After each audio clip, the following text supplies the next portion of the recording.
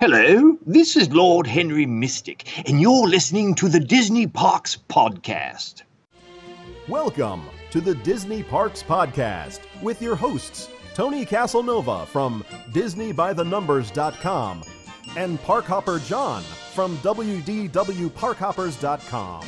Keep your hands, arms, feet, and legs inside the podcast at all times. And get ready for the Disney Parks Podcast. There's a great, big, beautiful tomorrow shining at the end of every day. There's a great, big, beautiful tomorrow, and tomorrow's just a dream away. Man has a dream, and that's the start.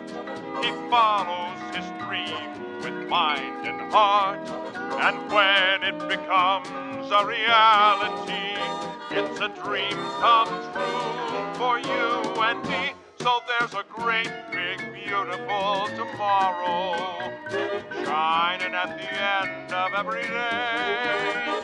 There's a great, big, beautiful tomorrow, just a dream away. Man has a dream. Well, hello, everybody, and welcome to the Disney Parks Podcast. My name is Parkhopper John.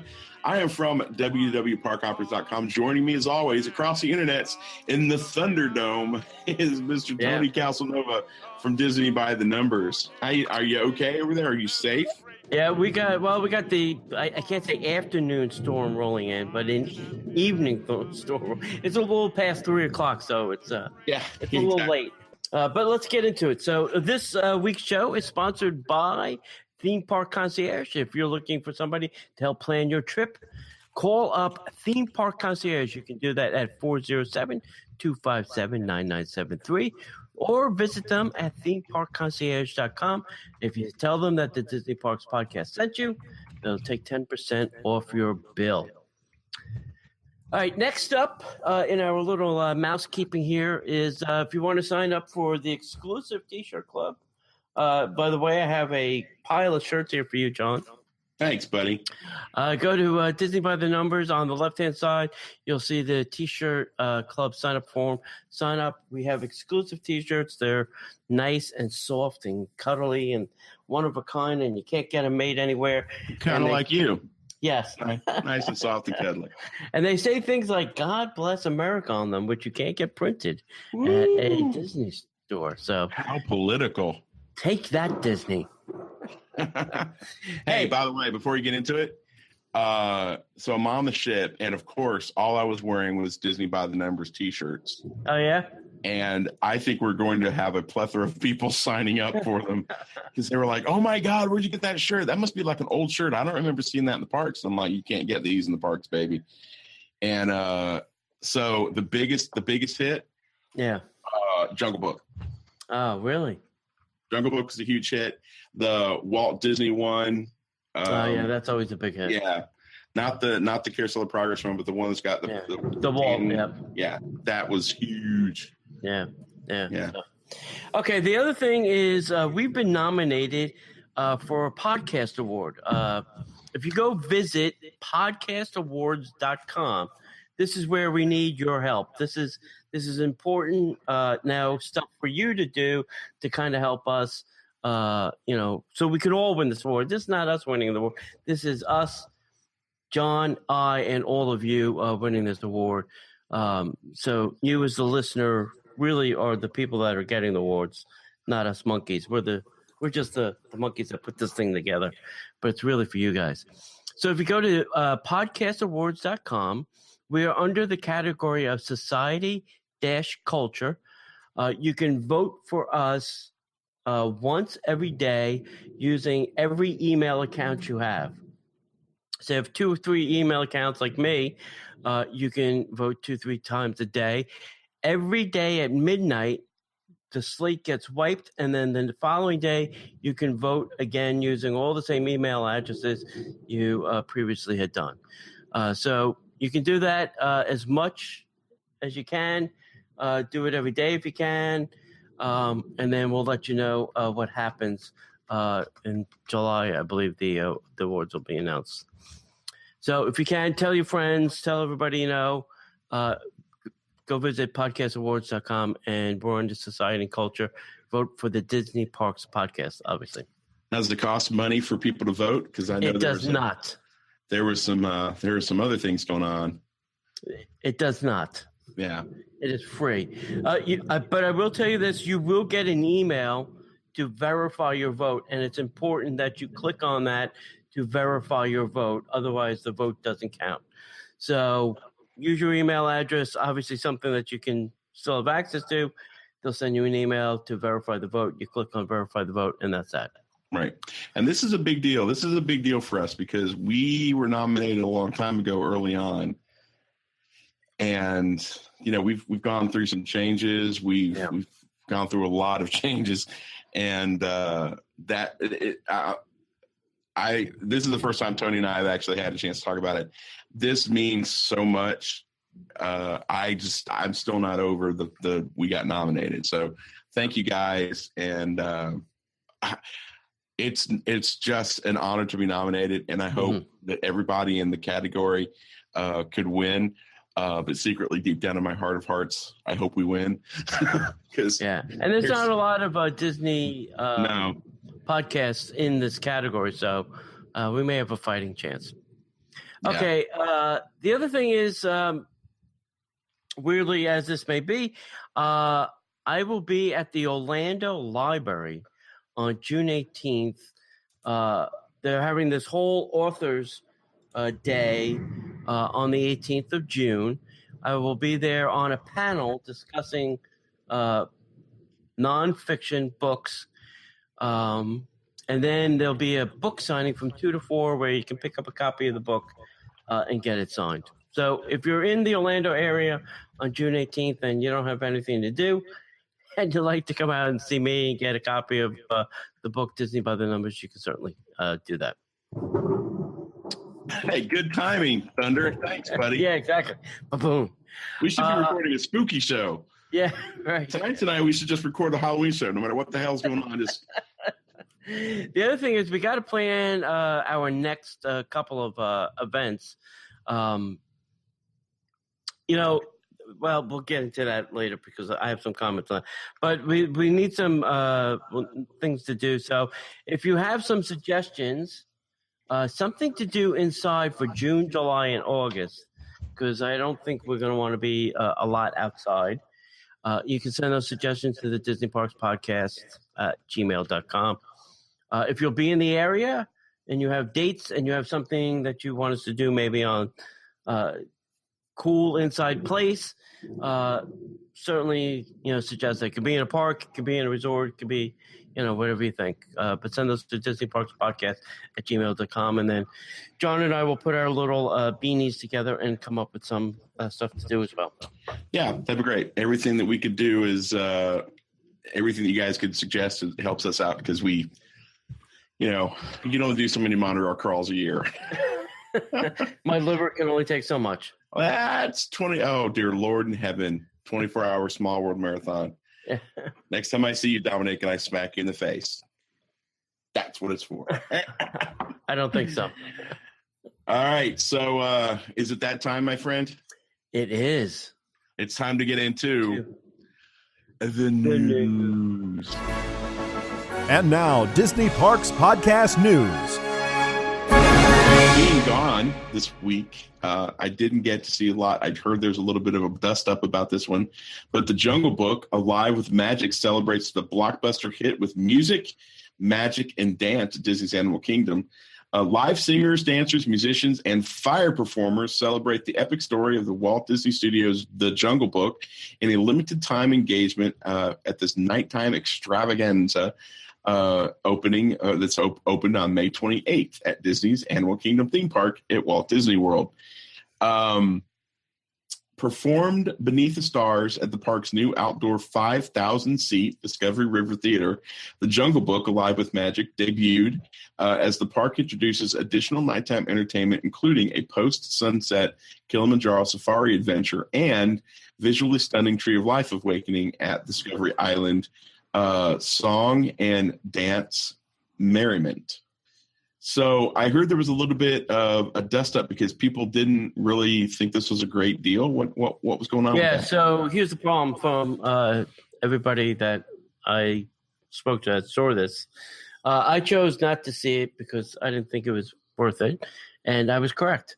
Everybody said it really didn't tie into either the new movie or the old movie. It seemed like it was just a lot of Indian type music with Indian dancing, and it had, I mean, we all know the movie took place there, but it really didn't tie into the movie. There wasn't a lot of stuff from the movie.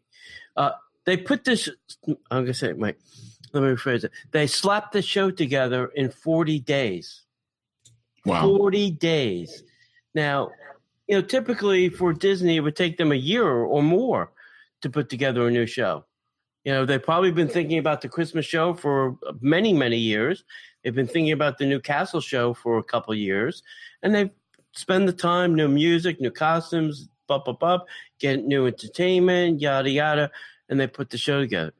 The other problem with this show is getting in the theater and getting out of the theater.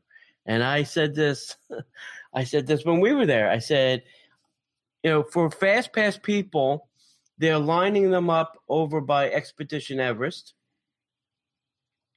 Then the regular queue line, they're lining them up in the little Nemo show queue line. And then when it's time, they open up the theater and run them through the middle of the theater, out the exit door, and then into the show. That makes no sense.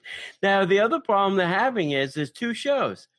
So they're dumping the early show, but then they're trying to load the second show into the theater while the other, group is leaving. Kind of like a Fantasmic thing. One show leaves, another show comes in. But they don't have the space in this area to be moving 6,000 people in and 6,000 people out all at the same time.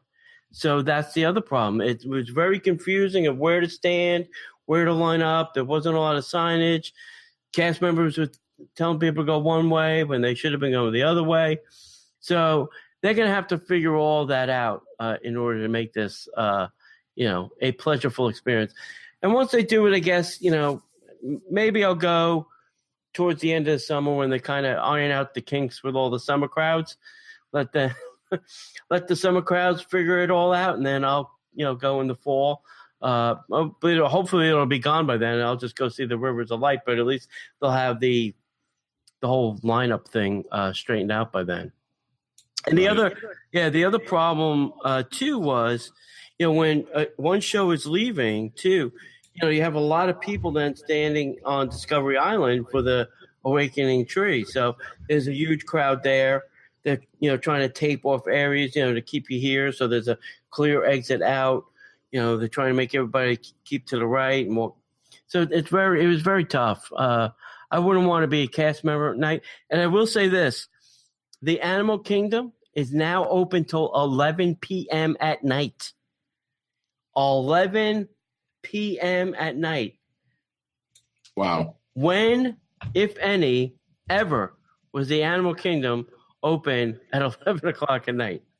Only on those special nights like the night runs or the night events that they've had there for like the Expedition 5th anniversary. So I think that is going to be great for the Magic Kingdom, for Epcot, and for the studios, because it's going to take a huge burden off of those places that were really, especially in the Magic Kingdom, with on some nights was the only place open after 9 o'clock. After Illuminations was done, you had no place else to go but the Magic Kingdom. Right. So this is now another option. So, the only negative about that is when the sun goes down, you could do the safari ride. You could do the water ride, Kali River Rapids. You could do Expedition Everest. Mm-hmm. You could do the two. No, I think they had a lot of the rides open. I'm going through the list. Yeah. The two whirl and Primeval Whirl. Spin and the whirl, mm-hmm. and then you've got Dinosaur. Mm-hmm. and you've got the dinosaur play area. The problem is, outside of eating, there's really not a lot to do at night. You can't go through I don't think they've got the gorilla or the tiger thing set up for night viewing. No, you can't do a lot of the animal things, but you can't do the attractions. Yeah, and there's just not they have this kind of the same issue that the Hollywood Studios has right now. They just don't have a plethora of attractions. Yak and Yeti, Tiffin's, and Tusker House. Yeah, great place to ride. Yeah.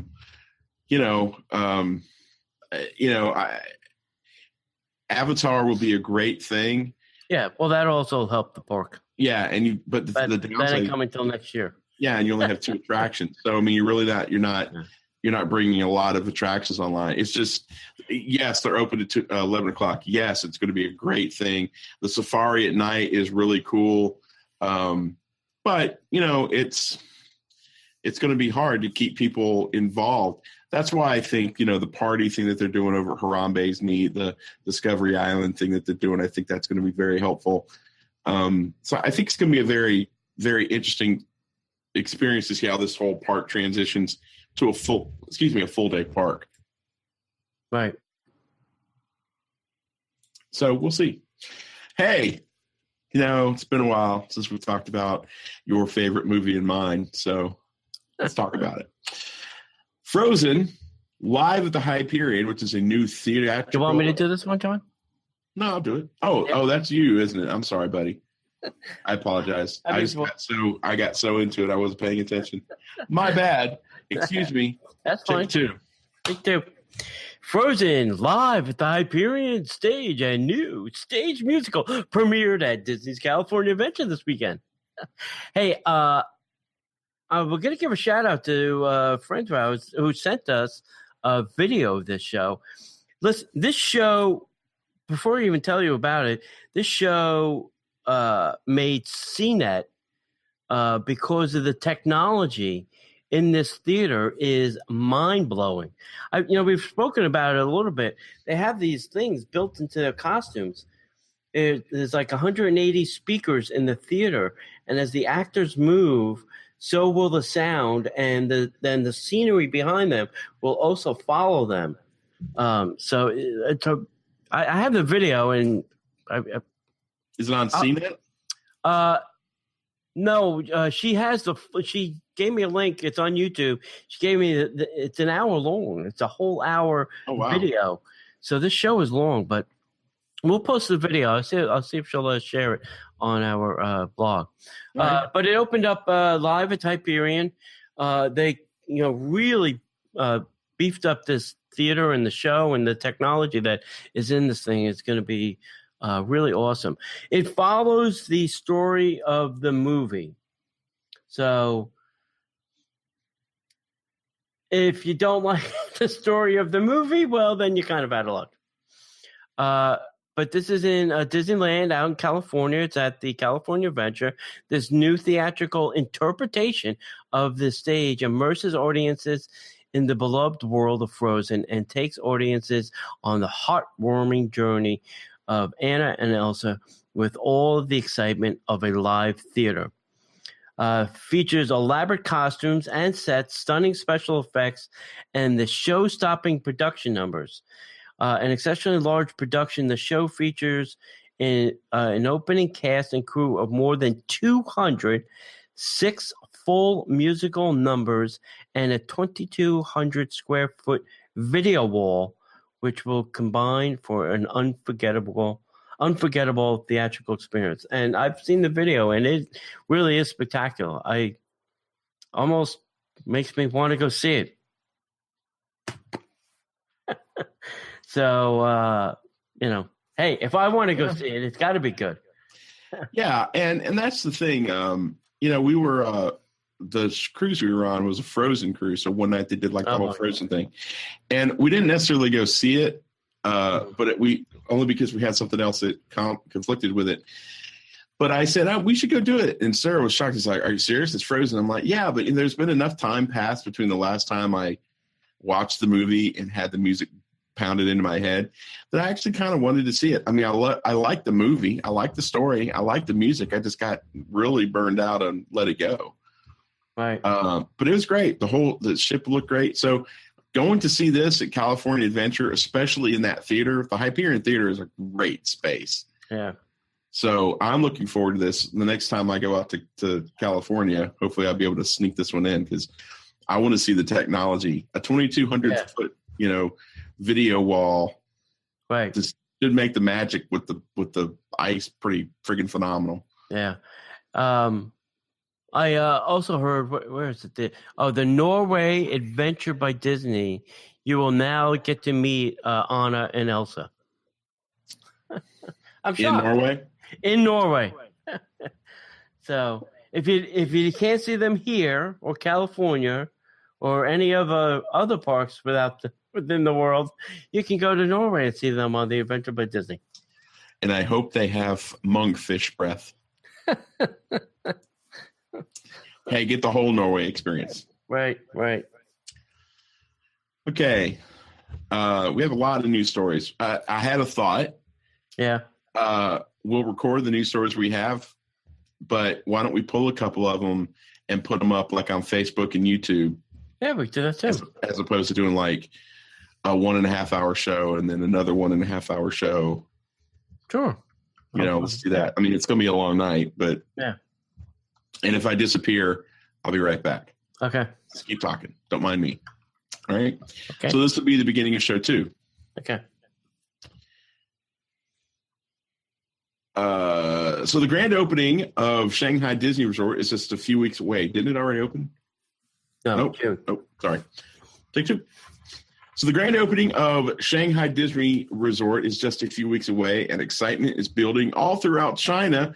This week, the China Stamp Group unveiled 2 official Shanghai Disney Resort stamps, which they will issue on June 16th, the very same day that Shanghai Disney Resort welcomes the general public for the first time in forever. Sorry, I couldn't resist. The Shanghai Disney Resort official stamp collection includes 2 stamps and 1 souvenir sheet featuring classic characters and the iconic Enchanted Storybook Castle.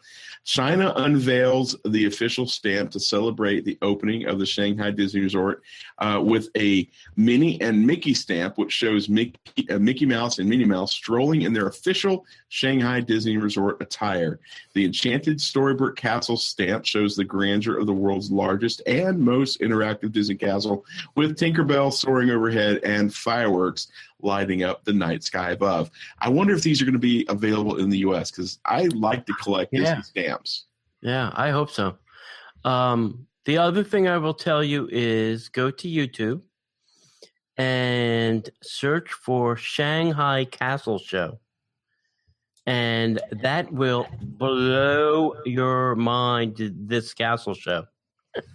There is a projection of the Millennium Falcon swooping down while lasers are shooting from the castle at the Millennium Falcon. That was the one scene I saw before I had to flip it off, but it's pretty spectacular. So yeah, I'm super jealous. Yeah. And we did a lot of flying for the trip, and I'm really wondering how I would get through that long flight. Yeah, exactly. All right, so here in Florida, Soarin' and Toy Story Mania are back up and running.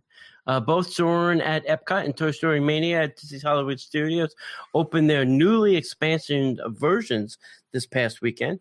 Soarin' reopened on Friday, May 27th, after being closed since January. The attraction is set to introduce a new film called Soarin' Around the World on June 17th, but reopened on Friday to give guests a last chance to see the original film for a long, long time. So if you're a fan of the old one, you have until June 17th. So this is all new projection system, all new screen. So you're going to get the best. It's like seeing it when it was brand new. The upgrades to the attraction are complete. They include a third theater to help with the wait times and a new digital projection system. Reports of the new IMAX laser projection system were positive. The standby line stretched from the front of the pavilion all the way to the attraction, and stayed at around a 3-hour wait on Friday, May 27th. So that is not good. Toy Story Mania also debuted their third track. This track is located in what was previously known as Soundstage 1. Next to the attraction, guests don't have to utilize a staircase over the track and the cars like you do in the other one. You will load and unload on the same side, and the new loading area is themed like Andy's bedroom, just like the originals. And the additional track is already helping to reduce wait times. I was watching wait times on Friday, and they were only around 25 minutes. What? For Toy Story Mania. And I was even able to get a Fast Pass, which I wasn't able to use, unfortunately, but I was able to get one 2 days out, which is unheard of for this attraction. That is unheard of. Phenomenal news. So I am thrilled that this new third track is helping do exactly what it's meant to do, and that is be able to get me to go on the ride more often than my annual visit. Yes, So. I'm sure that's what the Imagineers were thinking. How can we get Castlenova's butt on this ride? Build a third track. Build a third track. So I'm excited. I'm excited. All right. So apparently we have some new bus routes that are going to be introduced for the Walt Disney World water parks beginning May 29th. Guests will have now the ability to take a bus to Disney Springs to get to Typhoon Lagoon from a resort. After 1 p.m., guests will need to transfer to a different bus at Disney Springs, but before 1, they will remain on the same bus. For guests traveling to Blizzard Beach, they will need to take a bus to Animal Kingdom and then transfer to a new bus there.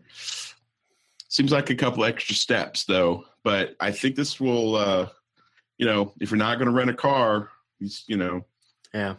I don't know why they're doing that. There must be a good reason. I understand Typhoon Lagoon because of all the traffic on Buena Vista. Sure. They're trying to eliminate that, but I don't know why Blizzard Beach is involved in this.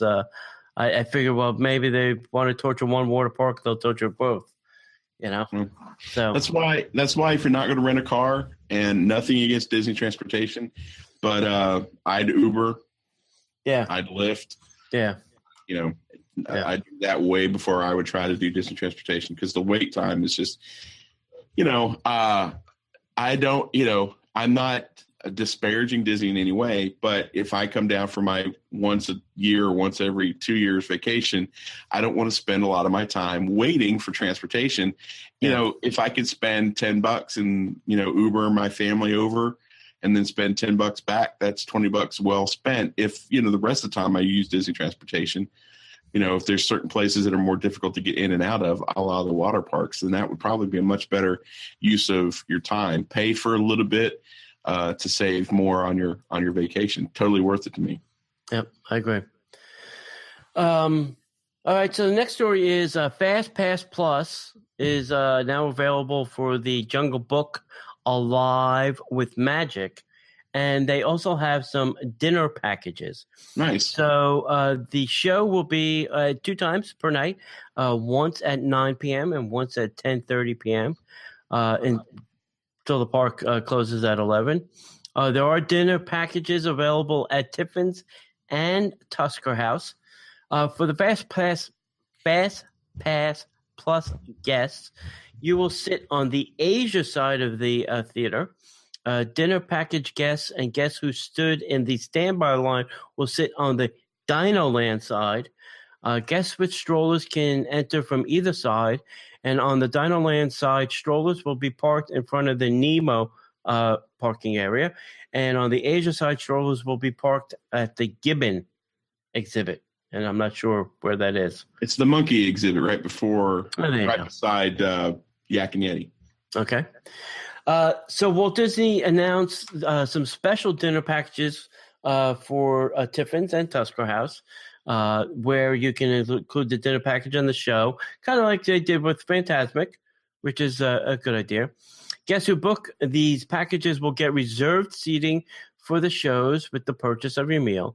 At Tusker House, the package is available for breakfast, lunch, or dinner and includes the all-you-can-eat buffet. The only catch is that you must dine at least 2.5 hours before the show. Breakfast is $37 for adult, $23 for kids. Lunch and dinner will be $49 for adults and $30 for kids. And this is a one-table service credit on the Disney dining plan. The package at Tiffin's is available for lunch and dinner and includes the choice of an appetizer, an entree, and a dessert, and a non-alcoholic beverage. And the dinner package meal is $67 for adults and $32 for kids, or two-table service meal credits on the dining plan.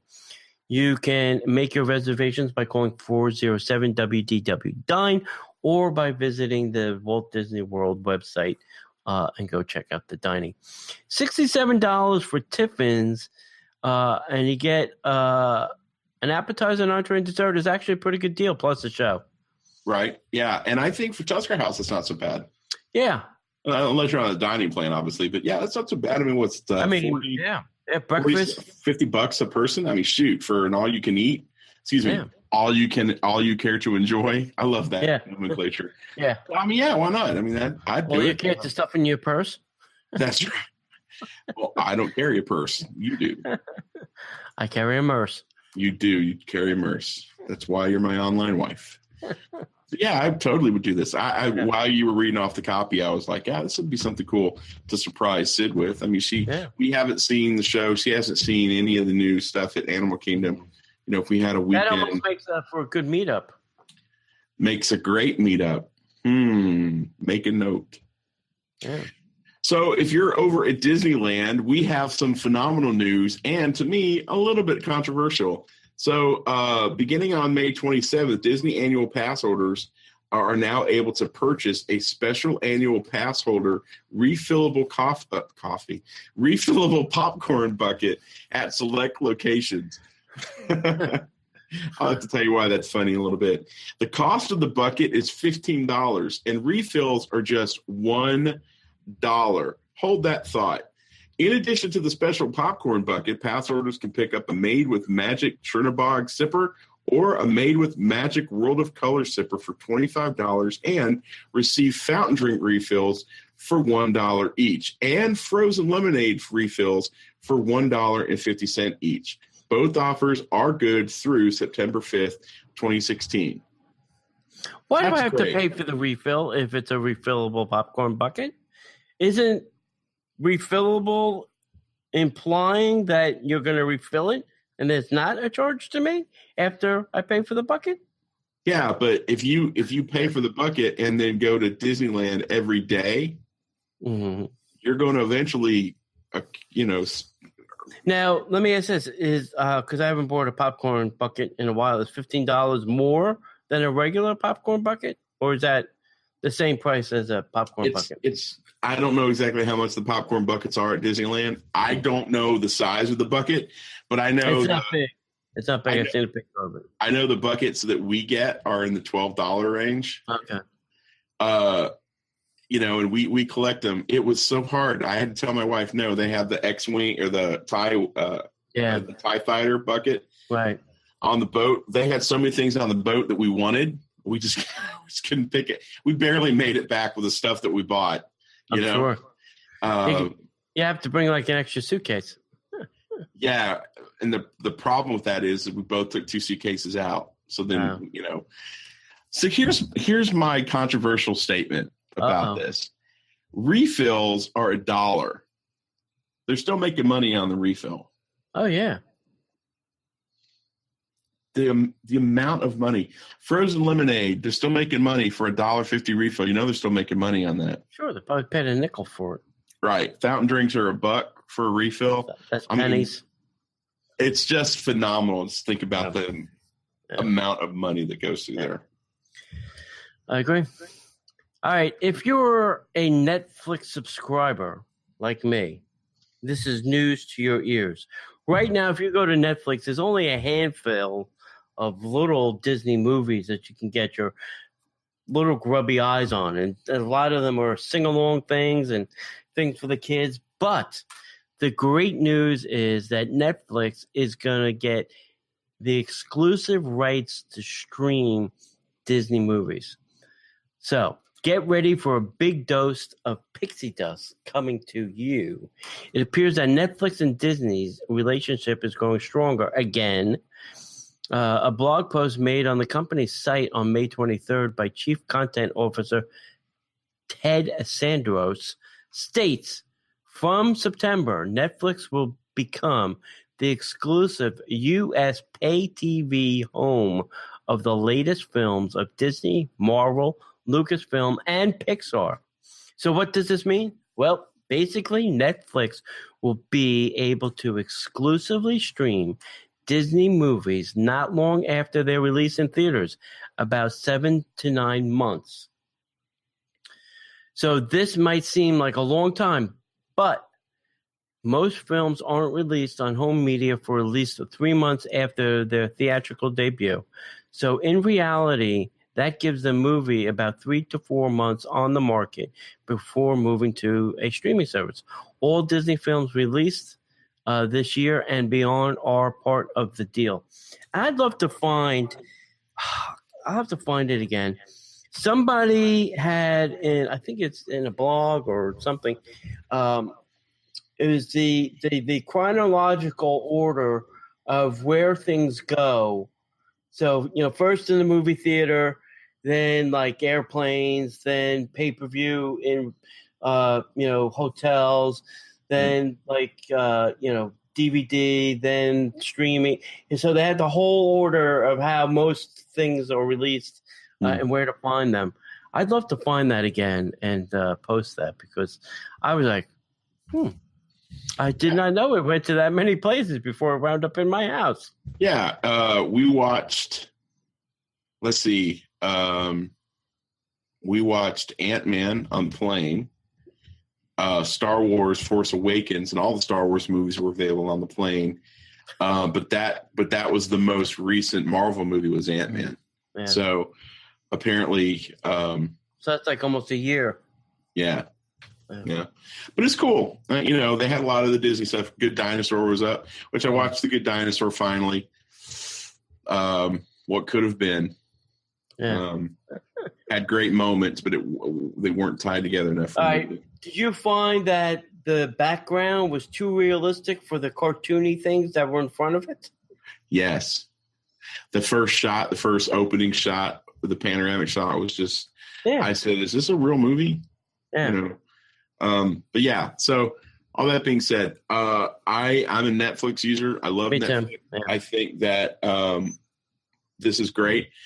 I hope that this solidifies certain things, like with the Marvel brand. You've got Daredevil, Jessica Jones, Luke Cage is getting ready to come out, and you've got Iron Fist, and then hopefully Defenders.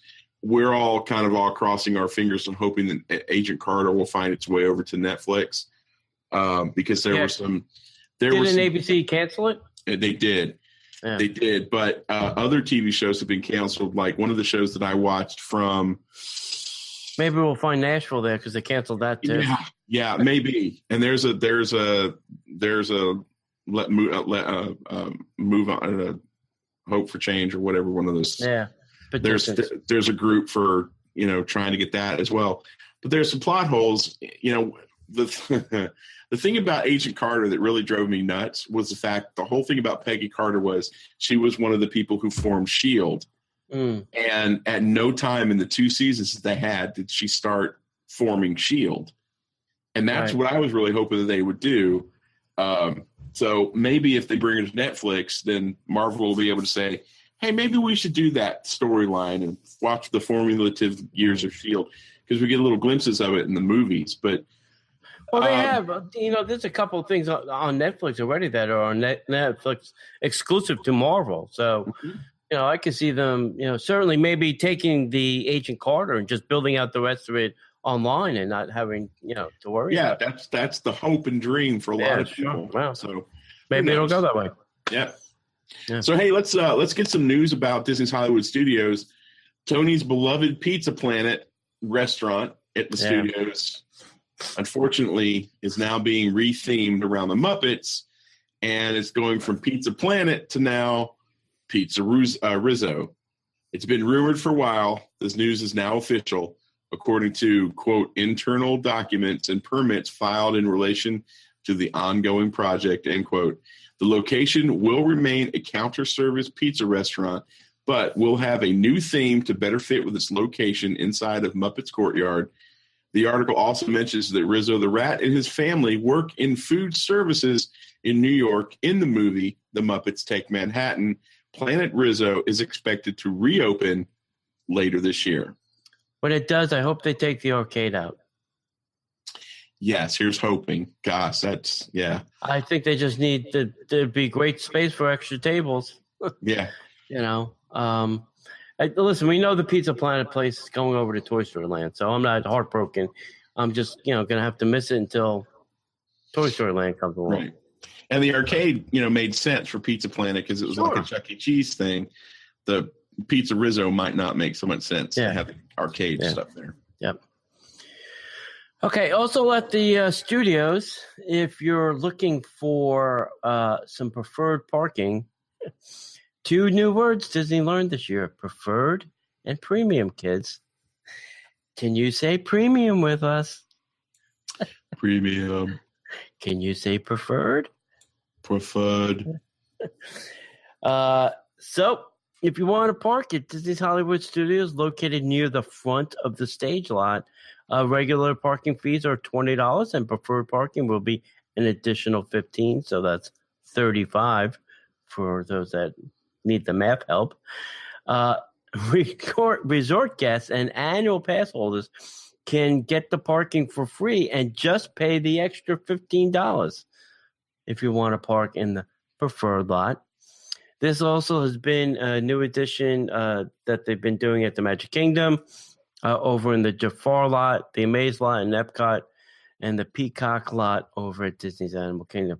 And I believe you each get a bottle of water for the people that are in your car along with that. So water is now only $35 at Disney. Nice. I just don't. I was telling somebody about this. I'm all for the preferred parking, but you still have to get on a tram. You still have to do all the other normal things that go with leaving the parking lot and getting to the park.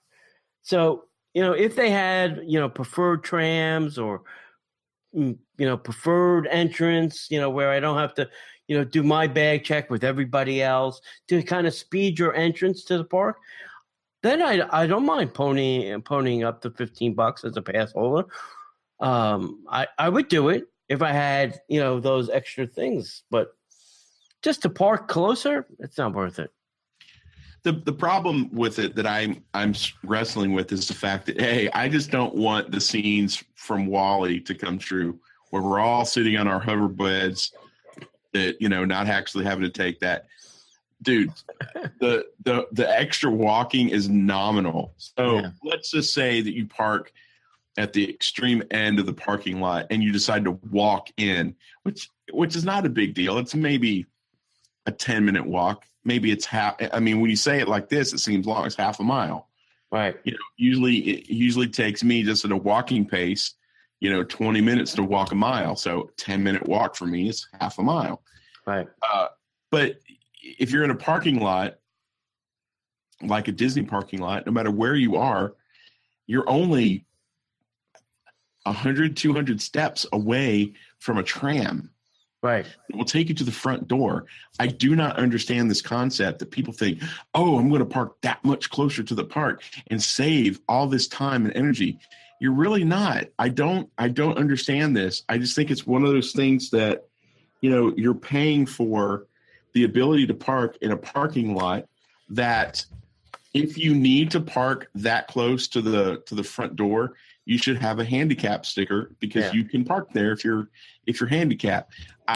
If you're listening to this, and I'm not trying to be a jerk, I really am not. I have I'm doing this as sincerely as I can, and I'm trying to do it with no weirdness. I would love to know. Shoot us an email at DisneyParksPodcast@gmail.com and let us know why you want to park that much closer, or why it makes more sense than just parking regularly. Save yourself $15 and just, hop on a tram. I don't understand the concept. It's not going to get you into the park necessarily that much earlier than leaving a little earlier and getting to the parking lot and then parking like you would normally do. Yeah, that's what I'm saying. If you're going to park close, then you want all the benefits of being expressed into the park. Sure. The one that makes the least sense to me is Magic Kingdom. Yeah.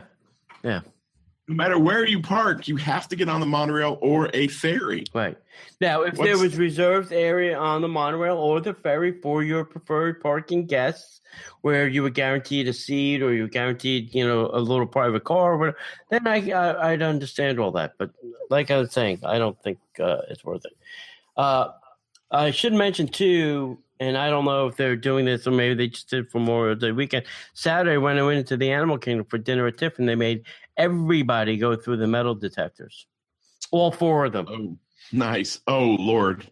Yes. Only 4? Yeah, they only had, 2 on one side and 2 on the other side. All 4 were being used. How long did you have to wait to get in? I didn't wait at all because I just went to the front of the line. Okay. There were people like dilly-dallying. I'm like, if you're just going to stand there doing nothing, I'm going. Right. Understood. So. All right. So one last story here from Hollywood Studios. The new nighttime show for Star Wars: A Galactic Spectacular Fireworks is set to make history at the studio starting on June 17th.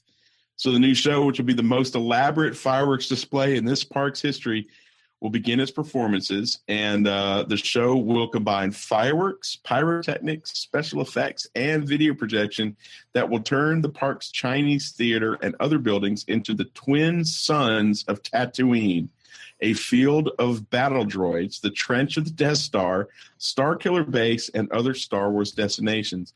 And the show, which will feature music from throughout the film franchise, will be punctuated with a tower of fire and spotlight beams creating a massive lightsaber in the sky. That cannot come fast enough for me. I know. I am. That is definitely going to be a meetup. We are definitely going there because I cannot wait to see that show. I think it's going to be spectacular. Yeah, it's going to be phenomenal. The show is awesome now, and I think they're kicking it up a notch, which I am excited about. At least they're not resting on their laurels on this show. So, yeah, totally. And they have to bring their A game because that park park's kind of tough right now. But when everything's done, it'll be stellar. But right now, it's just kind of tough. Yep. Hey, DVC members, some of your money is being put to good use or have been put to good use. On June 6th, there will be a member-only DVC lounge in Epcot, and this is part of the 25th anniversary celebration and will remain open throughout the anniversary year or what's left of it. So that's only 6 months. The lounge will be located on the 2nd floor of the Imagination Pavilion with an entrance in the merchandise shop. The room will feature the Coca-Cola freestyle machines, and I think there's more than one this time, not like in the Chase Lounge. Charging stations for mobile devices, Wi-Fi computers, access to printers, mounted tablets for access to the My Disney Experience website, and members will also be available to make dining reservations, future stays with member advisors or a RCI advisor, which will be in place on weekdays to assist you in your vacation exchange options. Members' merchandise will also be on display. So I think maybe we should go. Check it out. I know somebody that's a DVC member. Me. Oh, yeah. Yeah. Good to have friends. Yeah. We should check it out. Friends. That'd be a lot of fun. I'm looking forward to it. I think it's I think it'd be neat. I saw some of the pictures, some of the construction pictures. Yeah. Yeah. So that looked pretty cool. I'm looking forward to that. That should be muy bueno. I wonder how many guests a member can take up. I don't know. I'll have to find out. Yeah. Hey, did you guys know or remember that there's actually a really cool restaurant inside of Fort Wilderness Resort? It's called the Trail's End. It's a great place. I've been there several times. Yeah. And they have a new weekend brunch that they're offering, and I think that you should definitely join me there because this sounds good. The Trails End Restaurant at Wilderness Lodge. Excuse me. Sorry, got too excited there. Trails End Restaurant at Disney's Fort Wilderness Resort and Campgrounds is now offering a new lunch, a new brunch. Excuse me. The brunch will only be offered on weekends from 7:30 a.m. until 2 p.m. Brunch is a remarkable $23 for adults and $13 for children. That's great. Holy cannolis, dude. It's worth the time to get there. You cannot drive there. You have to drive and park and hop on a bus. I will say this. This is one of the smaller little all-you-can-eat areas out of all the buffets. But True. Dinner is like $36 or $39, so $23 for brunch is a steal. It's a great place to go, especially if they keep this up. Wouldn't it be great if they keep this up through the year to go have a nice brunch and then get on one of the horse and buggies and ride through during Christmas time? Yeah. And just kind of hang out in the resort campground for a little while. I think so. It's such a great place. And this is such an economical breakfast. You get all the fixings that you normally would have on a breakfast, eggs and different assortment of meats, Mickey waffles. And the food is really good. And the atmosphere is incredible. Plus, you're right next to the Crockett's Tavern. Mm-hmm. There's some great history there if you're really into the old Disney history, especially if you're part of the Disney by the Numbers T-shirt club. We've got, the Fort Langhorne and, the Spin and Marty tie-in shirts. Yep. A lot of that history ties into this place. So this little itty-bitty piece of news is really, really cool to me. Yep. I think it'll be great. Maybe we're sensing another meetup there. All right. How many times, John, have you gotten up at midnight to try and make your Fast Pass arrangements? None. I just don't care that much. I'm a jerk. I don't care. All right. So for any hardcore Disney planning person, you've known that you had to get up at midnight, 180 days from the time your check-in was, so that you can, make your Fast Pass. Well, sleep late, my friends, because Disney has now changed the booking time for Fast Passes from midnight to 7 a.m. Eastern time. So previously you had to get up at midnight. Now, effective immediately, you will only have to get up at 7 a.m. 180 days from. Oh, yeah. So off-site guests and annual pass holders will still have to wait their 30 days in advance to do theirs. But if you have a Walt Disney World reservation, it is 180 days, and it's still at 7 a.m. So right. I think that's good news. Actually, it was funny because this past Saturday is 180 days from Thanksgiving, and I tried to book California Grill, and it was already gone. Wow. So now I have to wait and hope that somebody cancels so I can sneak my butt in there. And, well, I didn't get up at midnight, unfortunately. I waited till 7 or 8 o'clock in the morning. So I guess that's my bad, my shame. Shame on you. Shame. Yeah. Bad Disney person. Bad Disney fan. Wow. This story blows my mind. Yeah.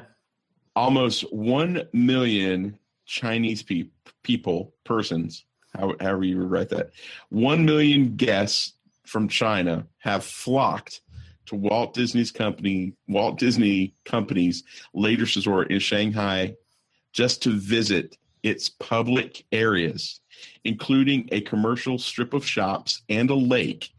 In the past 23 days, as the company prepares to officially open its gates to the Magic Kingdom next month. 1 million people. Sorry. Yeah. Since the resort subway stop opened on April 26, 960,000 people have visited the non-ticketed areas of Disney Shanghai. The deputy director of the Administrative Commission for the Planning Zone, where the Disney Resort is located, said at a briefing on the park this past Thursday.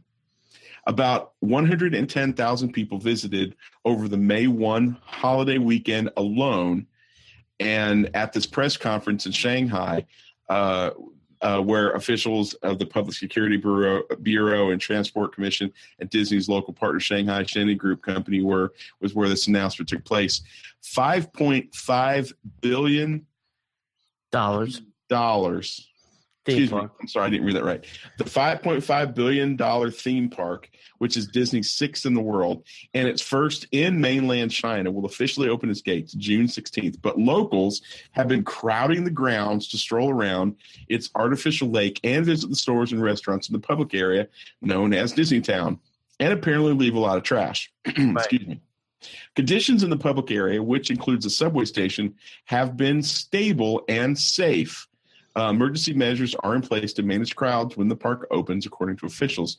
Shanghai, with 24 million residents, is one of China's most heavily populated cities, and its public spaces can be packed with people, particularly during the holidays. On New Year's Eve in 2014, a stampede, wow, this is horrible, left 36 people dead on the city's historic Bund waterfront after crowds swelled beyond capacity in a matter of hours. China's central government ordered a review of crowd safety procedures in the city following the incident, and 11 district-level officials were either fired or punished. Just imagine what that's going to be like in China. Yeah. In response to a question about complaints that the food and drink prices of the park are too high, this person said that Disney has designed the park with a range of restaurant types and that guests are also allowed to bring in their own commercially packaged food and drink. Get used to it, Chinese people. We've been dealing with it now for 45 years, and that's the way it is. But I also like that the story is they say there's Shanghai, one city in China has got 24 million people. One city in China has got 24 million people. So if each one of them just goes once, that's 24 million people that will visit the park. Well, I harken back to those stories when Disneyland opened and people were climbing the fences and people were selling tickets to walk up the ladder to get into the park without buying tickets. Yep. Here's my thing, and I know that can be snarky sometimes. And I just came off of vacation, so I'm trying really hard to be a great asset as opposed to just an ass hat. I hope that the security measures are in place and that the opening goes off without a hitch. That's my hope. My fear is it's not. Yeah, no. I don't want to ever see anybody get hurt, and I certainly never want anyone to get hurt at a Disney property. But this story makes me have concerns. Mm-hmm. 1 million people have basically gone to downtown Disney and just hung out. Mm-hmm.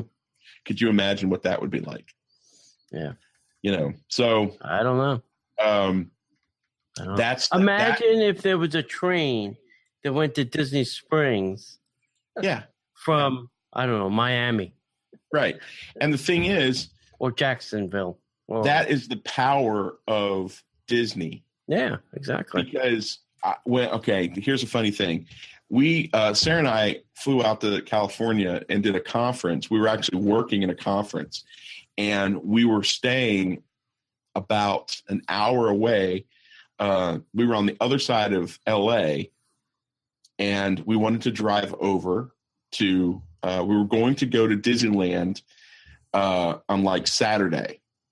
But we got done with the conference at about 6:00 Friday night, and we both were so excited. We said, why don't we go over to, downtown Disney and hang out and do some of our shopping and get that out of the way so we could just hit the park all day on Saturday.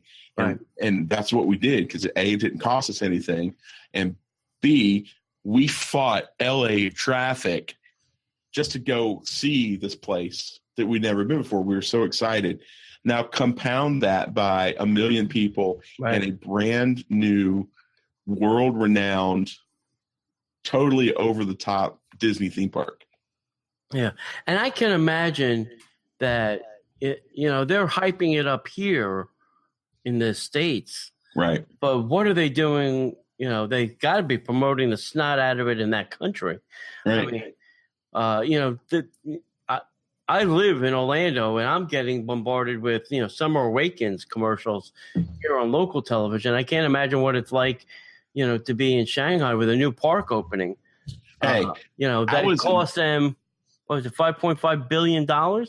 Yeah, they're going to want to sell a lot of tickets and quickly.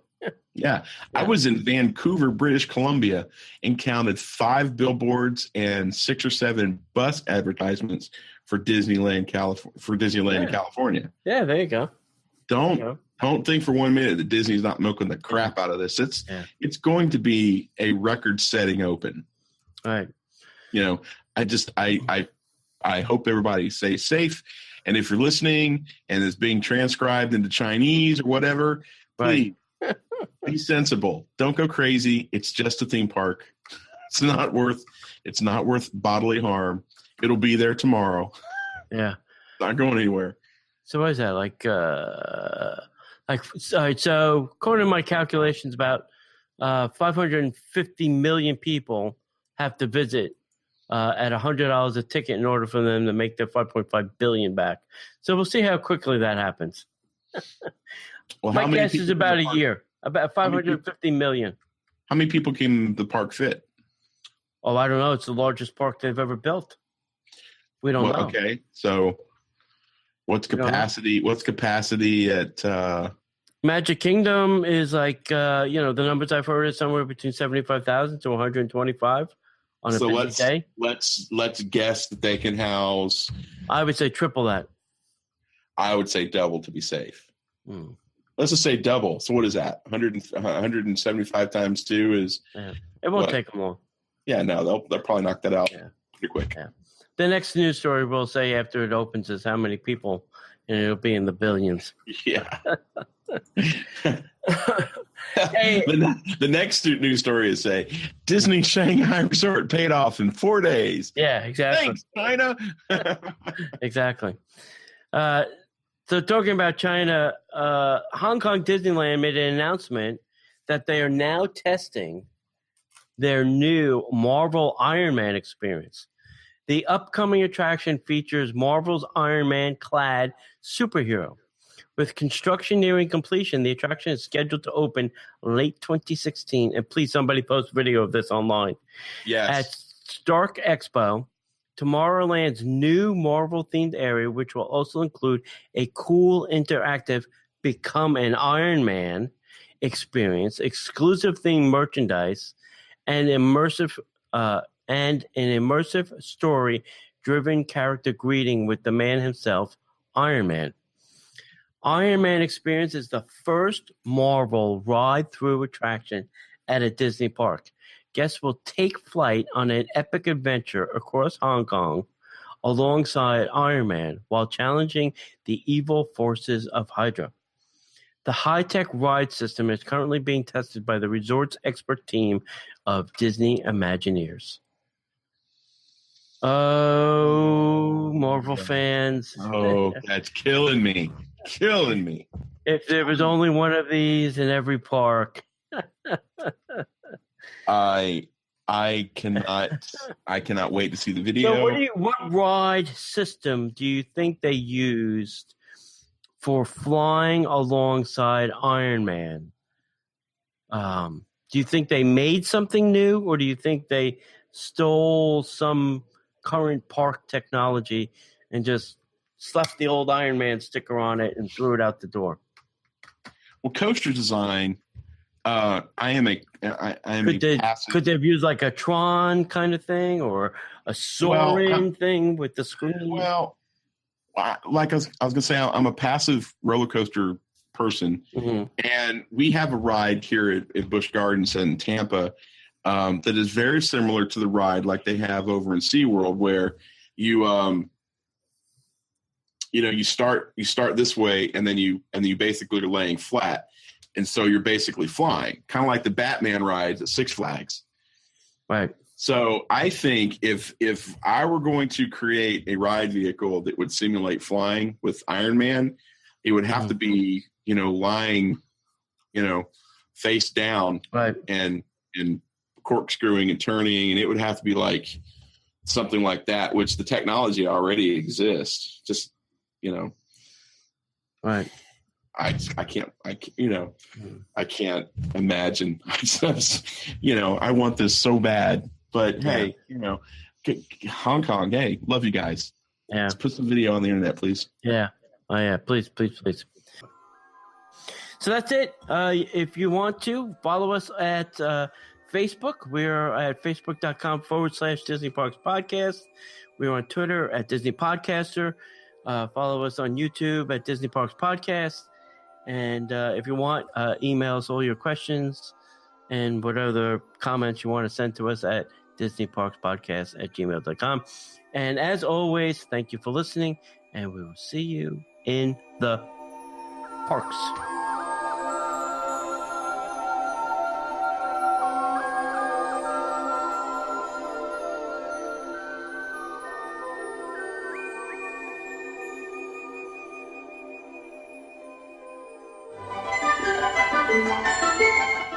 The Disney Parks Podcast is not affiliated with the Walt Disney Company. All Disney parks, attractions, lands, shows, event names, etc. are registered trademarks of the Walt Disney Company. Like a bolt out of the blue, fate steps in and sees you through.